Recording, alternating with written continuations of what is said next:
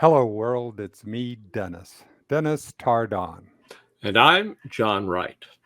And as you can see, we are both two old white guys.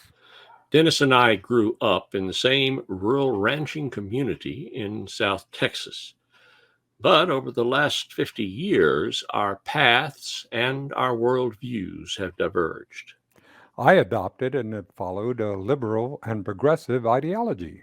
And I adopted and followed a conservative and libertarian ideology. We are here to talk and to listen to one another and see where we might find common ground. Or at least agree to disagree without being disagreeable. This is Two Old White Guys.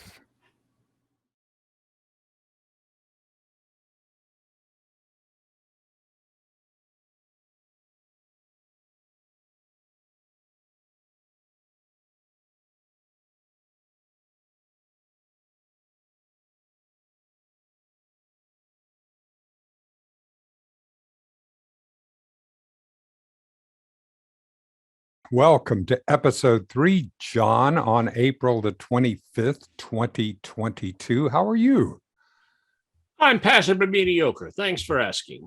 Well, my pleasure. I remember when we were growing up in McFadden, my great uncle Dennis had the cotton gin there, and he had an expression: it was fair to middling, That's what everyone said then. right? And This is now. that was the staple of the quality of the cotton is where that came from, as far as I understand. Correct? You got me on that. I just Use the in. expression. It doesn't matter. Well, I'm very interested. I'm one of the things about Two Old White Guys that I want to do is that both of us I have certainly during our lifetimes been in the positions our melanin and our Caucasoid species, especially the male of the species, had the most economic and at least used to be 90%. It's now down to about 80% of the senior executives of the stock of the wealth in the United States is controlled by white Christian males. 72% of the wealth is controlled by females. So our data conflicts at that point. Why is it controlled by females, John? I guess when they get the divorce, they get all the property. But that was the figure noted to me or given to me. Okay. That I picked up. 72% by females. All right. Well, let me tell you what I want to talk about today, or to start about today, is that I need to know what is your threshold for believing in a conspiracy theory before you decide whether or not you're going to be all in on a conspiracy theory. What do you use as your intellectual guidelines on whether or not you're going to buy into it? I like to rule out all other possibilities because coincidences, now there are those that say there are no coincidences. Right. But coincidences occur. I think if it were a persistent problem, a recurring problem, different day, but the same thing is occurring, I might look into it. I have no paranoia. I just always try to keep a jaundiced eye, if you want, at what people say and do. Right. So what was your when you were hearing the theories about that Bill Gates was injecting something into during the vaccines? What was your take on that? This is bullshit. So you rejected that out of hand? Yeah, either that, or I may be rejecting it out of hand because I had the vaccine and the stuff that Bill Gates put in there is making me say that. So all right. Well, that could be all right. There is a significant percentage of the population, especially that voted Republican, that believes that the election was stolen, that it is that we have an illegitimate president. What was your take when that happened? Based on the information that came, there were episodes of fraud. However, the maximum that fraud would have cost Trump was something like 7 million votes. that would not have changed the election. I mean, yes, there's fraud. In discussing it with some of my friends from the Valley, I always remembered I didn't remember, but I know about Lyndon Johnson and the lost ballot boxes. Absolutely, the ones at George Parr that down in the Duke of Duval, right, Duval County, that they found that were dead people that had voted. Yes, yes. But I'm asking now. I'm asking you. You're saying 7 million fraudulent votes. That was the maximum number based on the various. Every state, or not every state, but several states have gone through the process of relooking. Those states that have gone through come up with a number about 7 million, and that would not have overturned the election. I understand that. So 7 million fraudulent votes. Have you figured out how that happened? Well, let's look at ballot harvesting. Let's look at those episodes where they allowed people to vote or mail in with no identification. And these are fraudulent vote. These are people that are fraudulently voted.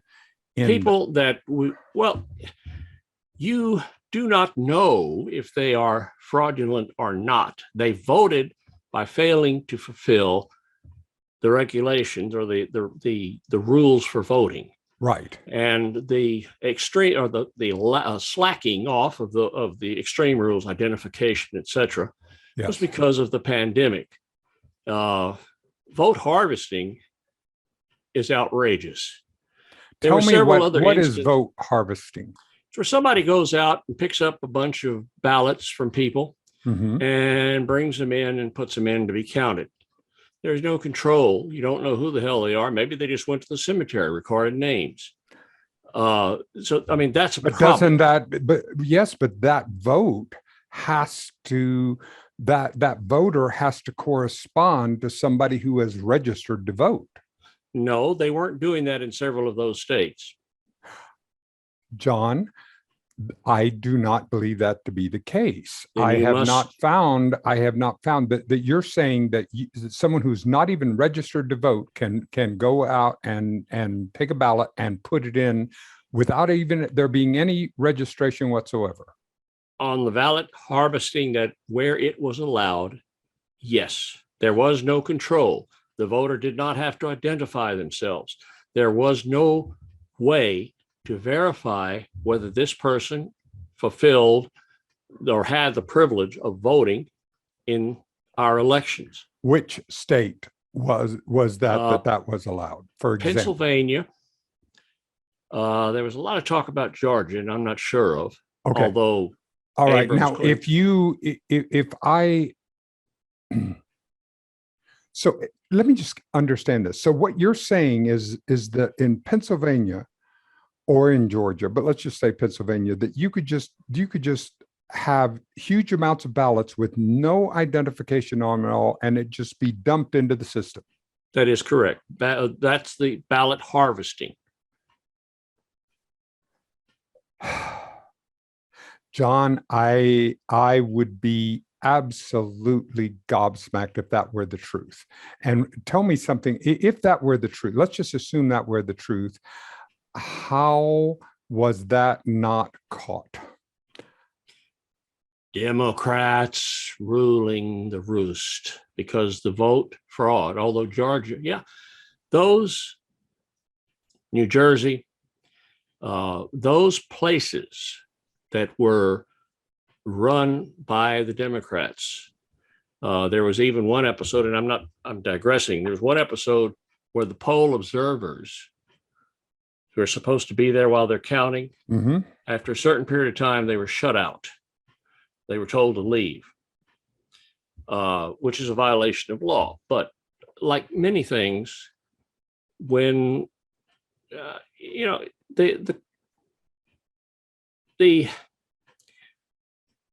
even with all of the wrongs that are supposed, when the only way you're going to correct them is to have positive identification of citizens. you're not going to Okay. Are you in favor of equal access to the polls? define equal access. All right. Let's just say, for example, that no voter should have to wait more than a prescribed amount of time in order to cast a ballot. That is great in theory, but depending on the vote, I mean, depending on the turnout of the election, Mhm. the wait is required to vote. To Yep. have your opinion count. So would you agree that people who who have a much greater barriers to vote, let's say that if you have two people and here this person has this many barriers to vote and this person has this many barriers to vote, that it would be the state's responsibility in some cases to try to even that out? The state has that responsibility under the Constitution for the conduction of elections. It is Right. a right reserved to the states, not to the feds. Now, in more cases that, as far as the gerrymandering this is a sin with more applications to the Democrats than to the Republicans. I'm not saying that the Republicans are spotless.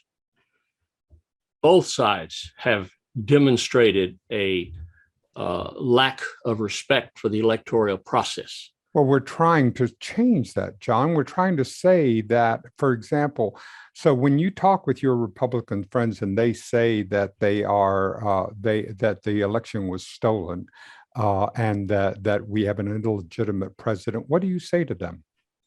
I say to them, even if the election was stolen, based on the information and the data that we have, it would not have changed the outcome of the election. Now, where do we go from here? We don't look back in the rearview mirror. We look forward and make sure that, one, everybody's vote that is entitled to vote is counted. They have the opportunity to vote, and you minimize the ability to skew the results. Right. And Correct. that is what I say. And you're minimizing. All right. So that's what you say. And so if why do you believe only Democrats are putting this, I mean, 7 million votes? Let's say that if there were 7 million votes, that would be a huge amount of people involved in this conspiracy, correct? No, it doesn't have to be a huge 7 amount. million? It can be just a group of really dedicated individuals who pull the votes in, fill out the ballots, and bring them in as separate ballots. I mean, there were the irregularities that were found in the voting machines. And I wish it wasn't. I don't know if it was Virginia. There was some state in which the computer people, the computers were the same computers, same company, a Canadian company that had been selected by Hillary Clinton to do some of their crap. And it isn't, oh, they were bad here, so they're bad here. No. But there were too many moments or too many instances where proper poll watchers were kept out, where ballot harvesting, which was probably the biggest problem. There was also some concern about the computers and it's whether or not they could be changed. And there was one episode, and I read that recently. If I knew that we were going to talk about this, I'd have probably memorized it, where there was a computer. The vast majority of computers are independent of any type of web connection. Right. In other words, they hold their memory, and the person goes, the voting judge pops in their memory, it downloads the ballot information, and that is where the vote is kept. Would you be in favor of there being a paper trail for every vote? Define Or paper just trail. that there is a paper receipt for each vote, so that you know that if you voted, so therefore, instead of it just being electronic. I don't mind it being electronic as long as the person, because they verify before you go back to vote. when you vote in person. You come in, you go to the desk, you show them a photo ID. Right. I have my precinct card, so I show it because I just voted today. Mm-hmm. I showed them my precinct card, my photo ID. They verify that I'm on the voter rolls, and they give a piece of paper which shows my precinct, etc. You walk to the back, hand it to the election judge. Mm-hmm. She walks you over to a machine, plugs it in, verifies that all the information in hers is on the code. I mean, Right. the two codes correct, and then hands you the little cotton swab. I guess they don't want people touching anything on the touch screen, and leaves. Mm-hmm. So I went through all of the amendments. Really, there were only 2, I think, elections at these midterms, but there were about 12 amendments and propositions, some to city ordinances, etc. Right. You vote, and then when you're through, you have a review button, and you can hit that and go through. And at any time, you can change what you said. I discovered that I'd missed one of the contested was it campaign contested positions. Right.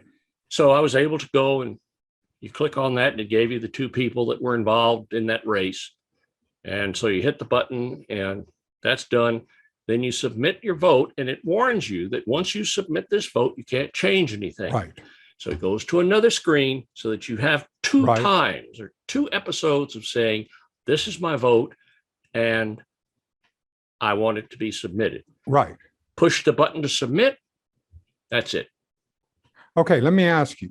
Let's say that Victoria, where you voted, is Democratic. It's a Democratic stronghold. Not anymore. I said, let's just say it. I'm asking you, I'm hypothetical. Okay. It's a Democratic stronghold. How much confidence do you have when you voted that electronic vote actually counted for you? I have to accept the downloading situation, that the programming in the computer is honest. In other words, it's like a clean wipe. Really? How do you know who made that machine? You have to accept that, because that's what the election judges. Unfortunately, there are people that don't follow their sworn duties, but I have to assume, in order to vote, you have to make an assumption that unless there's something not right. Then what is it about Philadelphia? What is it about Pennsylvania that you feel makes them less trustworthy as election officials than the election officials in Victoria? The difference was just in the way the vote was made, the way the vote was handled. In Victoria, there's only one. In comparing Victoria to Philadelphia, I'm not. No. I'm understanding it, but there was no paper backup to what you voted. You just voted. You have no idea whether that was counted or not counted. Well, that's correct. That's what I'm saying. And why you have faith that your vote was counted here. Why would you not have faith? What makes the people in Philadelphia less trustworthy than the people in Victoria?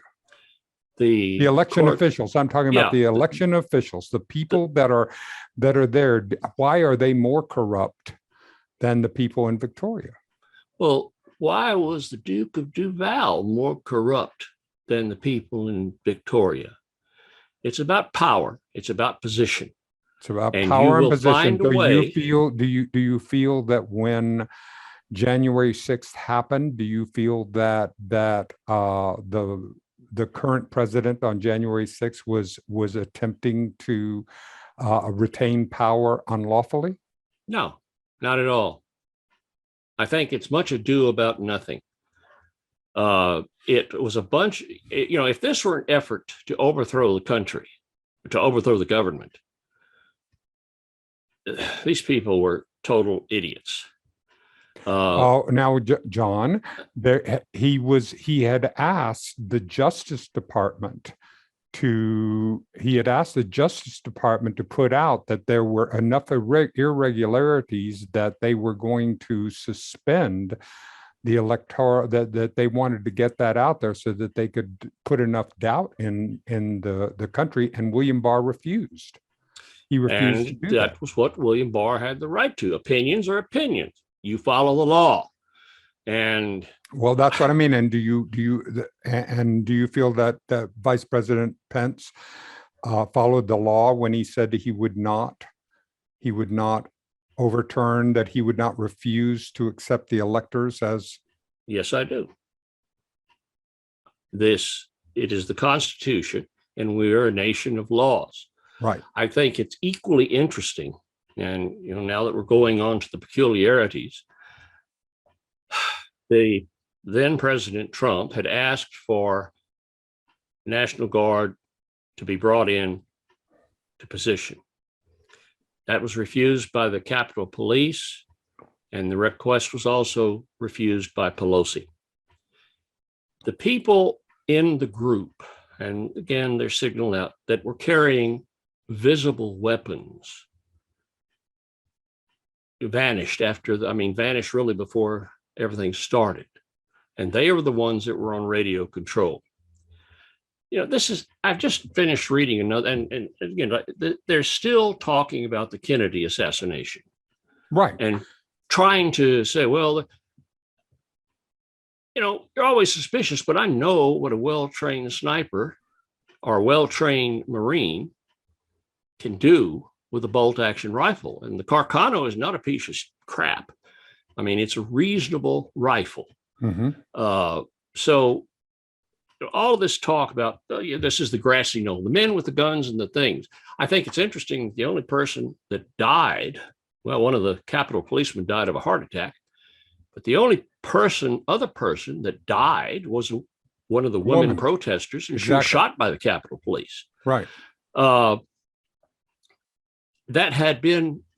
could have been prevented with a simple access or a simple agreement with Pelosi, saying, let's increase the confidence. If they suspected, and the way they talked afterward, we were very concerned about this. We thought this was going to happen. Why did you not accept the request from the then President of the United States to increase the guards around the government buildings? Did he know something was up? Hell, I don't know.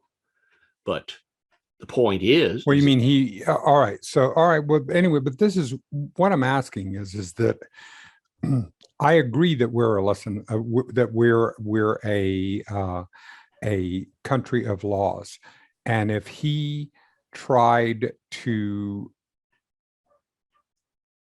all right, neither here nor there. Let's not I want to, my point is that I want to make sure, however it is, like, for example, if we want every citizen to vote, is it possible that we have that we make sure that every citizen has an access to an ID, a government issued ID? Yes. Any person in the United States can walk to the driver's license bureau and get a photo ID. Exactly. Not a driver's license, but get a photo ID. All right, but in order to do that, I understand that's what it is, but that's not an easy thing for everyone to do. Not everyone has personal transportation. Not everyone has time to be able to. I'm saying that there must be some way to try to have an outreach to get everyone to have an ID. All you got to do is walk in like everybody else. And if it isn't important enough, but the photo ID is required for just about anything you do. I agree. Anywhere. You want to cash a check? Photo ID. You want to buy a plane ticket? Now, I think you're talking about the grinding poverty. Yes. But even they require a photo ID. It always amazes me is the number of people that you remember when cops was around. Almost everybody they stopped didn't have their ID, their driver's license with them. And okay, that's interesting. But nonetheless, you want to vote, you want to participate, then you get off your butt and you go. If they're driver's license places, they could even change it and say, okay, let's make police stations also a place where photo IDs can be obtained. Yeah. I mean, you can make the areas for photo IDs right anywhere. So you'd support that. You'd support an increasing ways, and also to be able to say that there would be like increased polling stations, or there'd be increased opportunity. Would you support a national holiday for federal elections?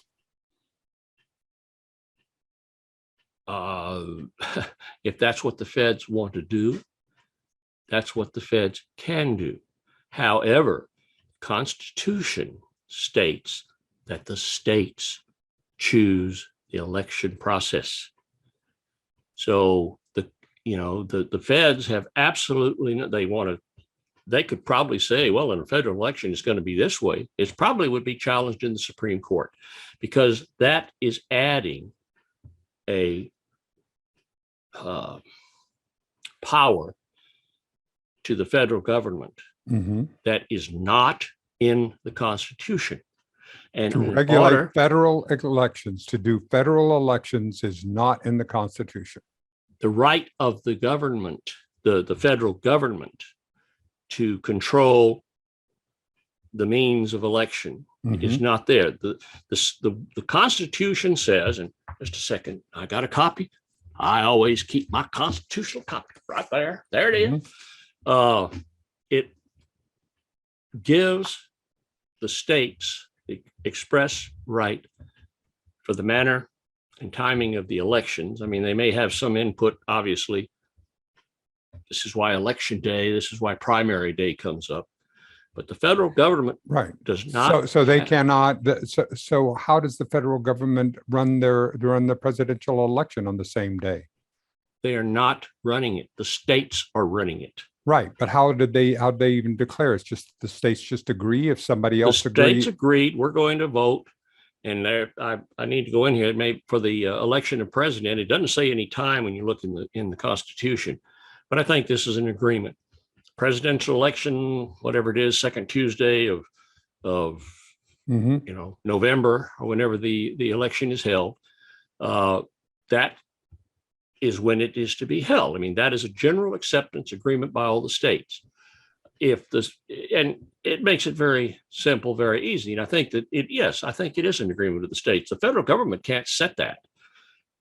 What they can do is make a strong suggestion. Well, we're out of time now. So until the next time, remember, you can't learn if you won't listen. And we will see everyone next time. That's a good time.